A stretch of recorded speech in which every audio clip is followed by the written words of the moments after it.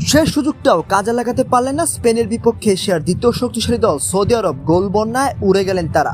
প্রিয় দর্শক, বিশ্বকাপের মঞ্চে নিজের প্রথম শুরুটা রাঙাতে মাত্র 10 মিনিট সময় নিলেন বার্সেলোনা তারকা। প্রথমবার শুরুর একাদশে সুযোগ পেয়ে বাজিমাত দুর্দান্ত এক গোলে স্পেনকে শুরুতে এগিয়ে নিলেন এই তরুণ তুর্কি। বিশ্বকাপের ইতিহাসে নিজের প্রথম গোলের দেখা পেয়ে গেলেন লামিন ইয়ামাল। স্প্যানিশ ফুটবলের নতুন রাজপুত্রের শুরুটা হলো রাজকীয়ভাবেই।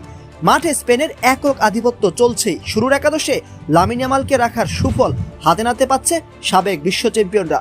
বার্সেলোনা তারকা শুধু গোলই করেনি, নাম লিখিয়েছেন ইতিহাসের পাতায়। প্রিয় দর্শক, চ্যাম্পিয়নদের গোল বন্যা যেন থামছেই না।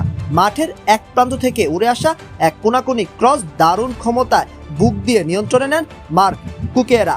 সেখান থেকে দানি ওলমো মাথা ছুঁয়ে বল বাড়িয়ে দেন সামনে, আর বল পেয়ে নিখুঁত শটে জালে জড়াতে একদম ভুল করেননি মিকেল ওয়ারসাবাল।